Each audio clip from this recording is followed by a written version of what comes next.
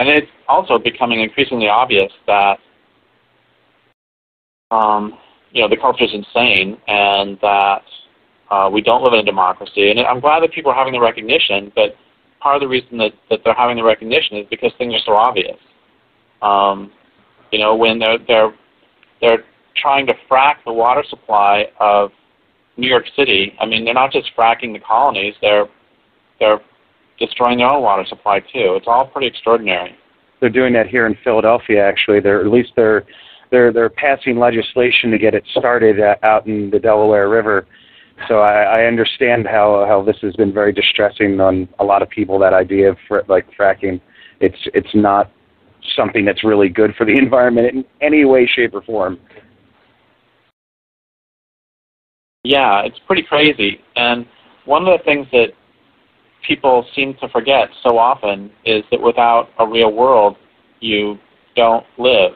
And that they forget that the real world is primary, that what you need to survive is water, food, clean water, non-poisonous water, water that doesn't ignite when you set a match to it, and clean food.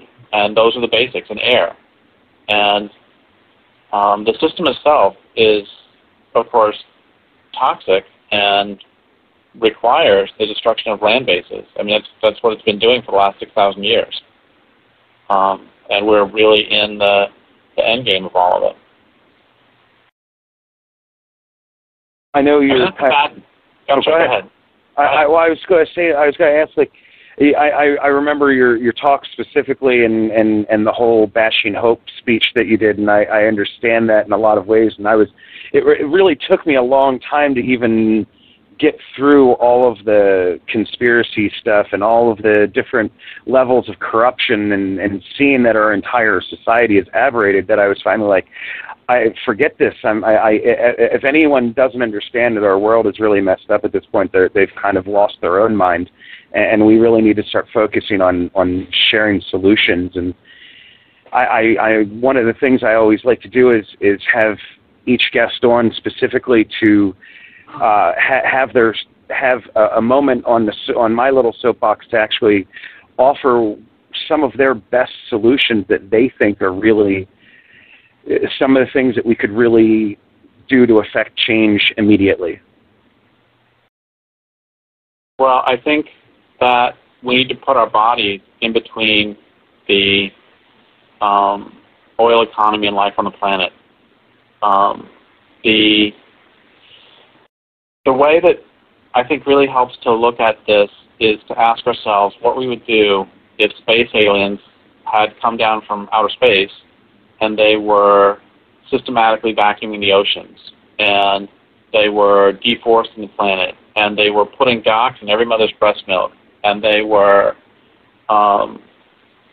changing the climate, and they were causing the greatest mass extinction in the history of the planet. If aliens came down and they were fracking the water supply, and they were putting dams on every river, and they were doing all of this absolutely crazy stuff, I think that we would develop a resistance movement that would act decisively to destroy the aliens' ability to wage war. And the way you win wars, I mean, if we learn nothing else from the American Civil War and from World War II, we should learn that the way you win a war is by destroying the industrial base or the transportation base or the transportation base of the enemy. And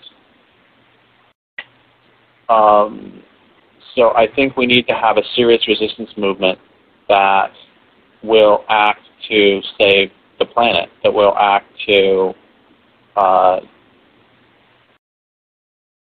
make capitalism increasingly ungovernable. I mean, it's pretty damn funny, actually, that Bernie Madoff has accomplished more a few years ago than basically 3/4 of environmentalists put together by helping to crash the economy.